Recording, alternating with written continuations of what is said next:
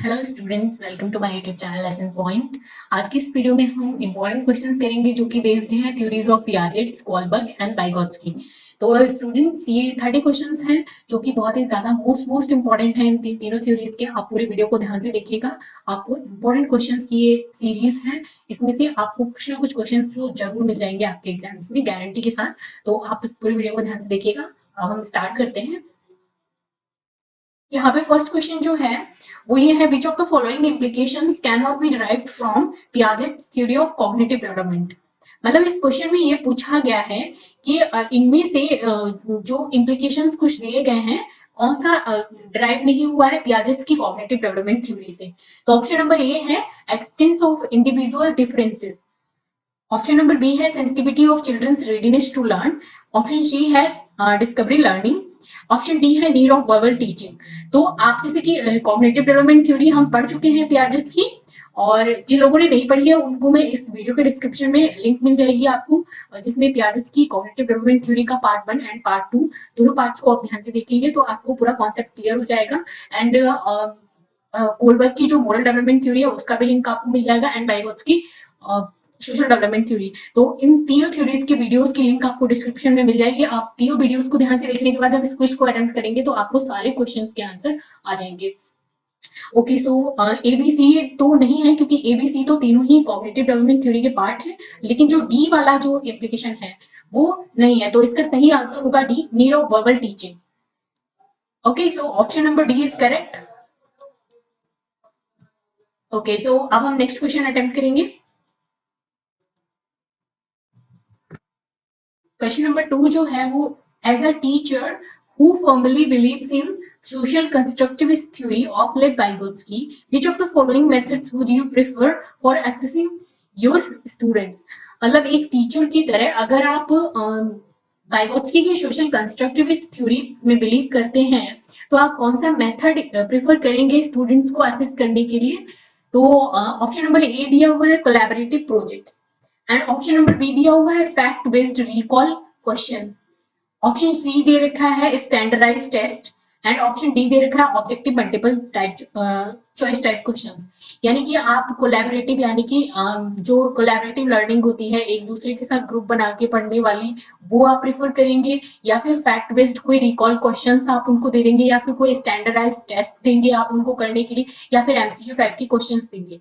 अगर आप वाइगोत्स्की की सोशल कंस्ट्रक्टिविस्ट थ्योरी में बिलीव करते हैं तो आपका आंसर क्या होगा। अब इसमें आपको देख के समझना होगा कि वाइगोत्स्की ने बोला था कि चिल्ड्रन जो है वो इंटरेक्शन से सीखते हैं, आपस में अपने पीयर ग्रुप से, सोशल इंटरेक्शन से उनका सोशल डेवलपमेंट होता है। तो यहाँ पर फैक्ट बेस्ड रिकॉल क्वेश्चंस में तो उनका सोशल डेवलपमेंट होगा नहीं, नहीं उनका सी वाला जो स्टैंडर्डाइज टेस्ट है इसमें भी उनका सोशल डेवलपमेंट नहीं होगा, डी जो है एमसीक्यू टाइप क्वेश्चन यहाँ भी उनका सोशल डेवलपमेंट नहीं होगा। तो सोशल डेवलपमेंट के लिए आपको क्या करना पड़ेगा, उनको कोलैबोरेटिव प्रोजेक्ट्स देने पड़ेंगे। तो option number A is correct. Okay, अब हम नेक्स्ट क्वेश्चन देखेंगे। इसका जो नेक्स्ट क्वेश्चन है वो ये है, according to Lev Vygotsky, question number 3 देखिएगा। 3 में दिया हुआ है, according to Lev Vygotsky the primary cause of cognitive development is. Vygotsky के अनुसार प्राइमरी कॉज क्या है, यानी कि प्राथमिक कारण क्या है संज्ञानात्मक विकास का। ऑप्शन ए दे रखा है स्टिमुलस रिस्पॉन्स पेयरिंग, या फिर ऑप्शन बी दे रखा है सोशल इंटरेक्शन यानी कि सामाजिक अंतरक्रियाएं। ऑप्शन सी दे रखा है एडजस्टमेंट ऑफ मेंटल स्कीमास, यानी कि जो मेंटल स्कीमास है उनका एडजस्टमेंट करना, या ऑप्शन डी दे रखा है इक्विलिब्रेशन यानी कि संतुलन बनाना। तो लेव वाइगोत्स्की के अकॉर्डिंग प्राइमरी कॉज क्या है कॉग्निटिव डेवलपमेंट का। तो देखिए यहाँ पर स्टिमुलस रिस्पॉन्स पेयरिंग ये तो उनका पावलेव का है, ठीक है। और सी वाला जो बी वाला ऑप्शन जो है सोशल इंटरेक्शन, ये लेव वाइगोत्स्की का है जो इन्होंने सोशल डेवलपमेंट थ्योरी दी है। ऑप्शन सी जो है ये स्कीमा जो है ये भी मतलब एसेसमेंट ऑफ मेंटल स्कीमा, इस पे हम बात करेंगे। ये भी एक अलग चीज है, और इक्विलिब्रेशन जो है ये भी कॉग्निटिव डेवलपमेंट थ्योरी से लिया गया है। तो इनमें से ये तो करेक्ट नहीं है, तो ऑप्शन नंबर बी करेक्ट होगा क्योंकि यहाँ पर बात की जा रही है लेव वाइगोत्स्की की। So option number B is right.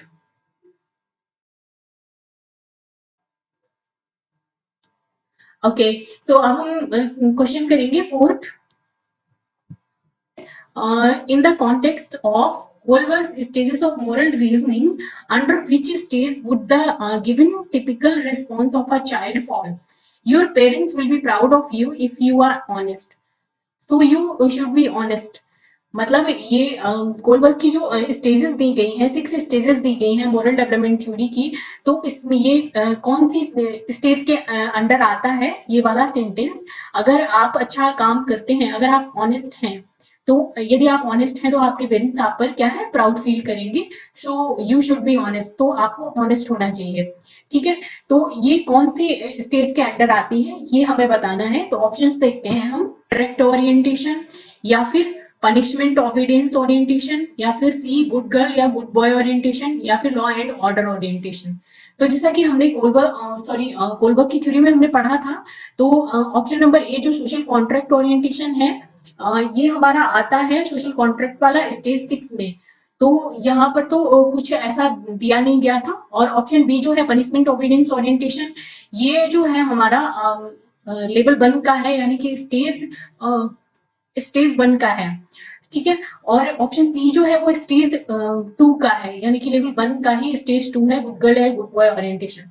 Option D है लॉ एंड ऑर्डर ओरिएंटेशन, तो ये हमारा आ जाता है लेवल 3 में, यानी कि ये होगा स्टेज 4 या 5 का, 3 और 4 का होगा. तो यहाँ पर जो गुड गर्ल या गुड बॉय की बात की गई, वहां पर ये बोला गया है कि अगर आप ऑनेस्ट होंगे तो आपके पेरेंट्स आप पर प्राउड करेंगे, प्राउड फील करेंगे. तो ये सोशल कॉन्ट्रैक्ट में नहीं आता, पनिशमेंट ओबिडियंस में भी नहीं आता है, ये ऑप्शन सी में आएगा, क्योंकि गुड गर्ल या गुड बॉय ओरिएंटेशन में. तो ऑप्शन नंबर 4 का जो आंसर है वो ये होगा हमारा option number D. Option number D is correct. Okay, so अब हम नेक्स्ट क्वेश्चन देखेंगे. Question number 5. According to Jean Piaget, which of the following is necessary for learning? Jean Piaget के अनुसार इनमें से कौन सा आवश्यक है सीखने के लिए? तो इन्होंने ऑप्शन नंबर ए दे रखा है, active exploration of the environment by the learner, या फिर ऑप्शन नंबर बी है observing the behaviour of adult, अपने अडल्ट के बिहेवियर को ऑब्जर्व करें. ठीक है, निरीक्षण करें उनके व्यवहार का. और ऑप्शन नंबर सी दे रखा है, belief in eminent justice, eminent justice में विश्वास करें, या फिर option number D reinforcement bye teachers and parents. तो जीन पियाजेट के अनुसार इनमें से क्या आवश्यक है लर्निंग के लिए? तो क्वेश्चन नंबर 5 का जो है वो आंसर ए जो है वो करेक्ट होगा, क्योंकि जीन पियाजेट ने बताया था कि बच्चे जितना ज्यादा मतलब एक्सप्लोर करते हैं उतना ज्यादा सीखते हैं. तो active exploration of the environment by the learner, तो ये जो है वो करेक्ट आंसर होगा. ठीक है, अब हम क्वेश्चन नंबर 6 देखते हैं. ओके, सो क्वेश्चन नंबर 6 दे रखा है, according to Jean Piaget schema building occurs as a result of modifying new information to fit existing schemas, and by modifying old schemes as per new information. These two processes are known as, मतलब gene Piaget ने बोला था कि जो schema है, schema building है, वो तब अकर होती है जब हमारा जो न्यू इन्फॉर्मेशन को हम फिट करते हैं अपनी ओल्ड इन्फॉर्मेशन में. तो इस प्रोसेस, ये दोनों प्रोसेस को हम क्या बोलते हैं? तो अगर आपने जीन पियाजेट अच्छे से पढ़ा है तो आप देखकर ही बता सकते हैं. तो यहाँ पर ऑप्शन नंबर ए दे रखा है, एसिमुलेशन एंड एडेप्टेशन, अडेप्ट करना और एसिमुलेट करना चीजों को. और बी ऑप्शन दे रखा है अकोमोडेशन, अकोमोडेशन यानी कि आवास या फिर एडेप्टेशन, या फिर सी होगा इक्विलिब्रेशन या फिर मॉडिफिकेशन, संतुलन बनाना या फिर कुछ मॉडिफिकेशन करना उसमें. ऑप्शन नंबर डी है एसिमुलेशन एंड अकोमोडेशन. तो क्वेश्चन नंबर 6 का ऑप्शन क्या करेक्ट होगा यहाँ पर? तो यहाँ पर क्वेश्चन नंबर इसका आंसर जो है वो डी करेक्ट होगा, एसिमुलेशन एंड अकोमोडेशन, अनुकूलन बनाना और आवास करना. तो ये जो है अपनी पुरानी नई इंफॉर्मेशन को फिट करना, एक तरह से उसमें चेंजेस करके उसको मॉडिफाई करके इस तरह से लाना अपनी अपनी मतलब न्यू इन्फॉर्मेशन को मॉडिफाई करके अपनी पुरानी इंफॉर्मेशन के साथ जोड़कर उसको एडेप्ट करना और उसको एसिमुलेट करना. तो ये वाला ऑप्शन जो है वो डी करेक्ट होगा, एसिमुलेशन एंड अकोमोडेशन. ठीक है, ये दोनों प्रोसेस को हम एसिमुलेशन और अकोमोडेशन कहते हैं. क्वेश्चन नंबर 7 देखिएगा, अकॉर्डिंग टू पियाजे children's thinking differs in from adults than in. तो पियाजेट्स के अकॉर्डिंग बच्चों की जो थिंकिंग होती है, उनकी सोच होती है, वो डिफर होती है dash from adults than in. तो ऑप्शन नंबर ए दे रखा है साइज एंड करेक्टनेस, तो ये तो फिट नहीं हो रहा। Differs in size from adults than in correctness, बिल्कुल भी ठीक नहीं लग रहा। ऑप्शन नंबर बी को रख के देखते हैं, differs in amount, differs in amount from adults than in kind. तो ऑप्शन नंबर बी जो है 7 का, ये भी कुछ ठीक नहीं लग रहा। ऑप्शन नंबर सी देखते हैं, differs in kind from adults than in amount. ये वाला ऑप्शन कुछ ठीक लग रहा है, और डी वाला तो बिल्कुल ही गलत है, साइज एंड टाइप। तो ऑप्शन नंबर सी जो है वो करेक्ट होगा हमारा। मतलब आपको सारे आंसर एक जैसे ही लगा करते हैं, यहाँ पर आपको ये देखना होता है कि मतलब कौन सा मतलब डिफरेंट है, कौन सा बेस्ट है इन सारे क्वेश्चंस में, वो आपको चूज करना होता है। अब हम क्वेश्चन नंबर 8 देखेंगे।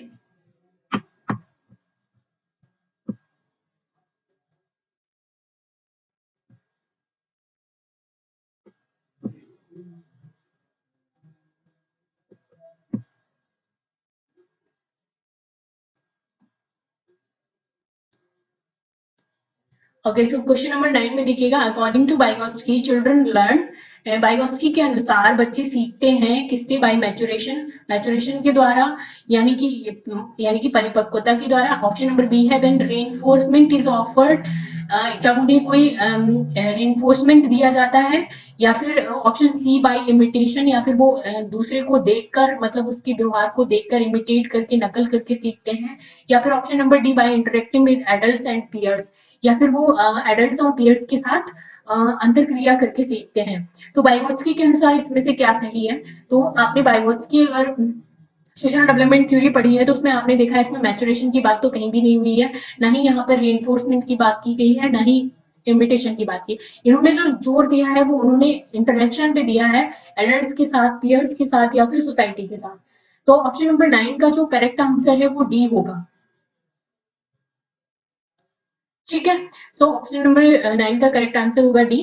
अब उसके बाद क्वेश्चन नंबर 10 है, कोलबर्ग हैज गिवन, कोलबर्ग ने दिया है option number A the stages of cognitive development, the stages of physical development, the stages of emotional development, या फिर the stages of moral development. अगर आपने तीनों वीडियोस को ध्यान से देखा है, तीनों थ्योरीज को, तो आप इसमें से बता सकते हैं जो कॉग्निटिव डेवलपमेंट थ्योरी है ये जीन पियाजेस ने दी है, और फिजिकल डेवलपमेंट थ्योरी अभी मेरे को क्लियर नहीं है, मैं बाद में बताऊंगी। और इमोशनल डेवलपमेंट इसका भी कुछ खास क्लियर नहीं है मुझे। ऑप्शन नंबर डी का करेक्ट है, क्योंकि मोरल डेवलपमेंट थ्योरी जो है वो कोलबर्ग ने दी है।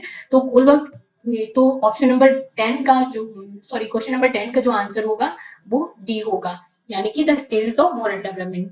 अब हम क्वेश्चन नंबर 11 देखते हैं, according to the pre conventional level of Kohlberg theory, to which of the following would an individual turn when making a, Kohlberg की प्री कन्वेंशनल लेबल के अकॉर्डिंग जो उन्होंने थ्योरी दी है, उसमें जो लेबल है, उसमें प्री कन्वेंशनल लेवल के according, to which of the following would an individual turn when making a moral decision.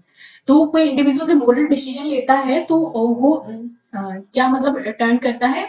तो यहाँ पर कुछ ऑप्शंस दिए हैं। ऑप्शन नंबर ए दे रखा है personal needs and desires. Option number दिया है बी जो है वो इंडिविजुअल वैल्यूज। तो यहाँ पर ऑप्शन नंबर ए दे रखा है पर्सनल नीड्स एंड डिजायर्स, उनकी अपनी पर्सनल, अपनी व्यक्तिगत आवश्यकताएं और आकांक्षाएं। ऑप्शन बी दे रखा है इंडिविजुअल वैल्यूज, उनकी व्यक्तिगत मूल्य। या फिर ऑप्शन सी फैमिली एक्सपेक्टेशंस। या फिर option number D potential punishment involve. तो इनके प्री कन्वेंशनल लेवल के अकॉर्डिंग इनमें से क्या है जो individual turn in making a moral decision, क्या मतलब इंडिविजुअल टर्न करता है एक मोरल डिसीजन लेने के लिए? तो क्वेश्चन नंबर 11 का जो है वो आंसर होगा वो डी होगा, पोटेंशियल पनिशमेंट इन्वॉल्व, क्योंकि इसमें पनिशमेंट दिया गया है। आप इस थ्योरी को पढ़ेंगे तो आपको क्लियर हो जाएगा। यहाँ पर इन्होंने रिवॉर्ड और पनिशमेंट के बारे में बात की थी, तो यहाँ पर जो है ऑप्शन नंबर डी करेक्ट होगा। उसके बाद हम देखते हैं क्वेश्चन नंबर 12 दे रखा है, which one of the following statements about children would Vygotsky agree with. मतलब इनमें से कौन से स्टेटमेंट के बारे, स्टेटमेंट के बारे में बाइकोत्स्की एग्री करते हैं बच्चों के? तो यहाँ पर ऑप्शन नंबर ए है children learn when they are offered lucrative rewards. Option number B दे रखा है, मतलब यानी कि जब उन्हें कोई रिवॉर्ड ऑफर किया जाता है तब वो सीखते हैं। ऑप्शन नंबर बी दे रखा है children's thinking can be understood by conditioning laboratory experiments on animals. या फिर उनकी थिंकिंग कब वो समझते सीखते हैं जब उनके सामने कोई लेबोरेटरी एक्सपेरिमेंट किया जाए, वो भी एनिमल्स पर। या फिर option number C, children are born able and need to be control through punishment. यानी कि ऑप्शन नंबर सी दे रखा है कि बच्चे जो होते हैं वो एक राक्षस की तरह पैदा होते हैं, उनको कंट्रोल करने के लिए पनिशमेंट देना जरूरी होता है। ऑप्शन नंबर डी दे रखा है, children learn through social interaction with peers and adults. तो सिंपल सी बात है, बाइगोत्स्की ने यही बोला था कि चिल्ड्रन जो है वो सोशल इंटरेक्शन और पीयर्स और एडल्ट्स के साथ ही सीखते हैं इंटरेक्शन के बाद। तो यही उनकी सोशल डेवलपमेंट थ्योरी में बोला गया है। बाकी ये सारे ही ऑप्शन हमें गलत लग रहे हैं। तो ऑप्शन नंबर डी जो है वो करेक्ट होगा। उसके बाद हम देखते हैं, अब हम क्वेश्चन नंबर 13 देखते हैं। क्वेश्चन नंबर 13 दिया है कि according to Piaget a child between 2 to 7 years is in the dash stage of cognitive development. 2 से 7 साल तक चलने वाली कौन सी मतलब स्टेज होती है पियाजेट्स के अकॉर्डिंग। तो पहला ऑप्शन दिया गया है फॉर्मल ऑपरेशनल, और दूसरा ऑप्शन दिया गया है कॉन्क्रीट ऑपरेशनल, सी दे रखा है सेंसरी मोटर, एंड डी दे रखा है प्री ऑपरेशनल। तो अगर हम इनको सीक्वेंस वाइज लगाएं पियाजेस थ्योरी में, तो फर्स्ट स्टेज होती है हमारी सेंसरी मोटर जो 0 से 7 चलती है। दूसरी स्टेज होती है हमारी प्री ऑपरेशनल जो 2 से 7, सॉरी ये 0 से 2 चलती है सेंसरी मोटर, प्री ऑपरेशनल चलती है 2 से 7। तो यानी कि 2 से 7 वाला हमारा कौन सा हो गया, option number D. Option number D is right. अब नेक्स्ट क्वेश्चन देखते हैं 14। In Lawrence Kohlberg theory which level signifies the absence of morality in the true sense. मतलब इनकी कौन सी लॉरेंस कोलबर्ग की थ्योरी में कौन सा लेवल सिग्निफाई करता है absence of morality in the true sense. तो लेवल 1 या लेवल 2 में, जहां पर लेवल 4 और दे रखा है, यहाँ पर उनके सिर्फ 3 ही लेवल थे, जिसमें pre conventional, conventional and post conventional था। तो क्वेश्चन नंबर 14 का जो है वो करेक्ट आंसर होगा ऑप्शन नंबर सी, यानी कि लेवल फर्स्ट में उन्होंने बोला था absence of morality in the true sense. इसमें मोरालिटी बिल्कुल होती ही नहीं है, ये स्टार्टिंग का लेवल है, बिल्कुल चाइल्ड चाइल्ड लेवल है ये। हम देखते हैं question number 15। In Vygotsky theory which aspect of development gets neglected. Vygotsky की थ्योरी में किस ऑब्जेक्ट को नेग्लेक्ट किया गया था, डेवलपमेंट के किस एस्पेक्ट को नेग्लेक्ट किया गया था। तो ऑप्शन नंबर ए दे रखा है सोशल, बी दे रखा है कल्चरल, और सी दे रखा है बायोलॉजिकल। तो क्वेश्चन नंबर 15 का जो है ऑप्शन नंबर सी होगा, क्योंकि इन्होंने बायोलॉजिकल एस्पेक्ट जो था उसको बिल्कुल नेग्लेक्ट किया था। यहाँ पर ऑप्शन नंबर सी दे रखा है बायोलॉजिकल, डी दे रखा है लिंग्विस्टिक। तो यहाँ पे जो बायोलॉजिकल है इस पे तो बिल्कुल उन्होंने बात ही नहीं की थी, तो ऑप्शन नंबर सी जो है वो करेक्ट होगा। अब क्वेश्चन नंबर 16 देखते हैं। विच of the following is based on Vygotsky socio cultural theory. इनमें से कौन सा जो ऑप्शन है जो बेस्ड है वाइगोत्स्की की सोशियो कल्चरल थ्योरी पे। तो वाइगोत्स्की सोशियो कल्चरल थ्योरी अभी हमने पढ़ी नहीं है, तो इसमें क्वेश्चन नंबर 16 का आंसर होगा B, reciprocal teaching.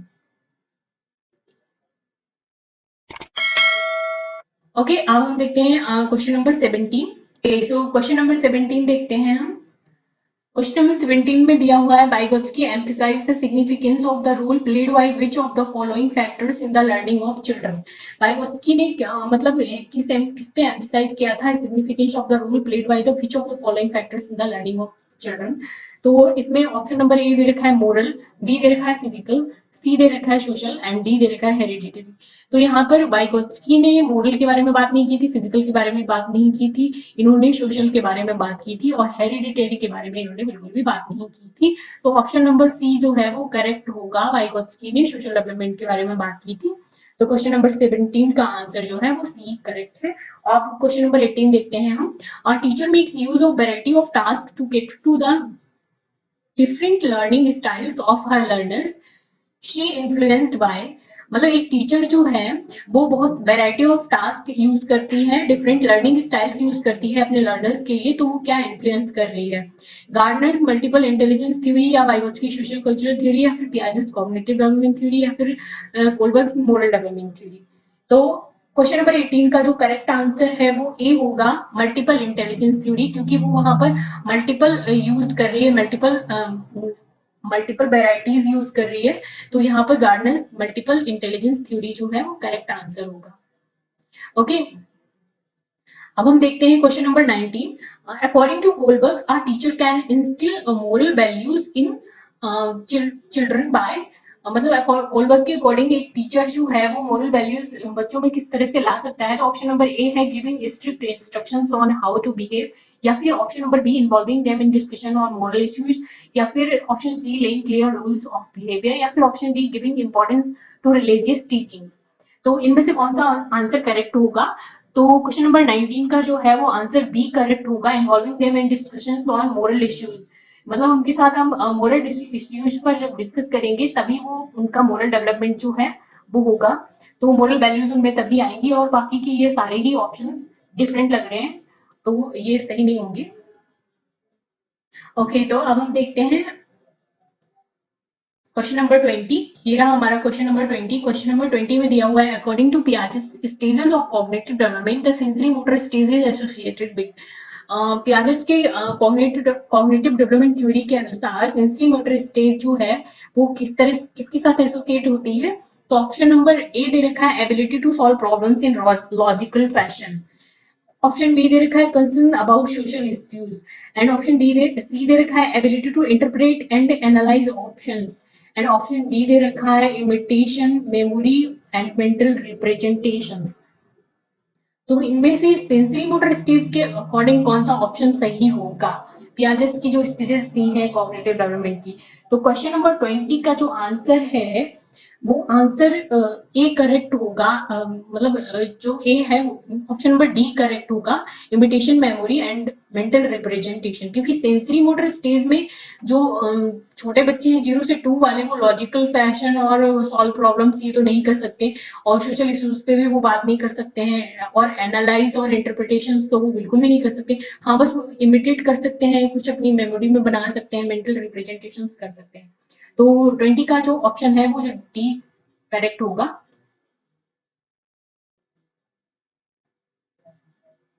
Okay, so अब हम बात करेंगे क्वेश्चन नंबर 20। क्वेश्चन नंबर 20 जो दे रखा है इसमें पूछा गया है children actively construct their understanding of the world is a statement attributed to.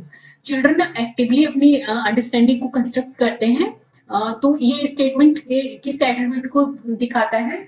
तो यहाँ पर दिए हुए हैं ऑप्शन ए दे रखा है पियाजेट, बी कोलबर्ग, एंड सी दे रखा है पावलोव, एंड डी दे रखा है स्किनर। तो इनमें से कौन सा ऑप्शन सही होगा? स्किनर एंड पावलोव तो बिल्कुल भी गलत है, कोलबर्ग और पियाजेट में से कोई एक हो सकता है। तो क्वेश्चन नंबर 21 का जो आंसर है वो ए करेक्ट होगा, ये पियाजेट की थ्योरी में दिया गया था। Option number A is right. Okay, आप question number 22, the insight theory of learning is promoted by. Insight theory of learning किसने प्रमोट किया था? यहाँ पर ऑप्शन दे रखे हैं Gestalt theorists and Jean Piaget and Pavlov, या फिर ऑप्शन नंबर डी वाइगोत्स्की। तो क्वेश्चन नंबर 22 का जो आंसर है वो ए करेक्ट होगा, ये गेस्टॉल थ्योरिसिस में आता है, तो option number A is right. अब क्वेश्चन नंबर 23 देखेंगे हम। 4 distinct stages of children's intellectual development are identified by. 4 distinct stages जो है चिल्ड्रंस की इंटेलेक्चुअल डेवलपमेंट की, वो किसने आइडेंटिफाई की थी? तो क्वेश्चन नंबर 23 का आंसर होगा, ऑप्शन दे रखे हैं Erikson, Kohlberg, Skinner and Piaget. तो ऑप्शन नंबर डी जो है वो करेक्ट है, वो जो किया था वो जीन पियाजेट ने किया था। ये दिया हुआ है विच of the following statements describes Piaget and Vygotsky views on language and thought correctly. इनमें से कौन से स्टेटमेंट्स जो हैं वो पियाजेट और वाइगोत्स्की के व्यूज लैंग्वेज के बारे में, उनके व्यूज और थॉट्स के बारे में करेक्टली डिस्क्राइब करते हैं? तो ऑप्शन नंबर ए दे रखा है according to Vygotsky thought emerges was first, and according to Piaget language has profound effect on thought. Option B दे रखा है both view language as emerging from the child's thought. Option D C दे रखा है according to Piaget thought emerges first, and according to Vygotsky language has a profound effect on thought. Option number D दे रखा है both view thought as emerging from the child's language. तो कौन सा option सही होगा? तो क्वेश्चन नंबर 24 का जो है आंसर सी सही होगा। पियाजेट ने बोला था कि थॉट जो है first according emerges first, and according to Vygotsky language is profound effect on thought. Language जो है वो थॉट्स पर इफेक्ट डालती है, तो ये वाइगोत्स्की ने बोला था। तो ऑप्शन नंबर जो सी है ये करेक्ट होगा। क्वेश्चन नंबर 25 दिया है the concept of private speech of children as proposed by Vygotsky. जो कॉन्सेप्ट दिया उन्होंने प्राइवेट स्पीच वाला, तो इसमें कौन सा ऑप्शन सही होगा? ए है shows shows that children are stupid and thus need guidance of adults. And option B दे रखा है illustrates that children are egocentric. And option C दे रखा है shows that children love themselves. And option D दे रखा है illustrate that children use speech to guide their own actions. तो इसमें से कौन सा ऑप्शन सही होगा? तो 25 जो है उसका आंसर नंबर डी सही होगा, illustrate that children use speech to guide their own actions. मतलब चिल्ड्रंस जो है वो अपने स्पीच को यूज करते हैं गाइड करने के लिए अपने खुद के एक्शंस को। अब उसके बाद देखते हैं क्वेश्चन नंबर 26। क्वेश्चन नंबर 26 जो है वो दिया हुआ है according to Vygotsky learning can not be separated from, मतलब लर्निंग किसके किसके साथ सेपरेट नहीं है हो सकती है। तो इन्होंने ऑप्शन नंबर ए दे रखा है सोशल कॉन्टेक्ट, ये एक सोशल कॉन्टेक्ट है। ऑप्शन बी दे रखा है perception and attentional processes. And option C दे रखा है रीइंफोर्समेंट। एंड ऑप्शन डी दे रखा है a measurable change in behaviour. तो क्वेश्चन नंबर 26 जो है इसका आंसर ए करेक्ट होगा, इट्स सोशल कॉन्टेक्ट। हमने देखा था बाइगोत्स्की ने सोशल डेवलपमेंट दिया था, तो इसमें जितने भी सोशल वाले ऑप्शंस होंगे वही करेक्ट होंगे। ओके, सो अब हम क्वेश्चन नंबर 27 पे जाते हैं।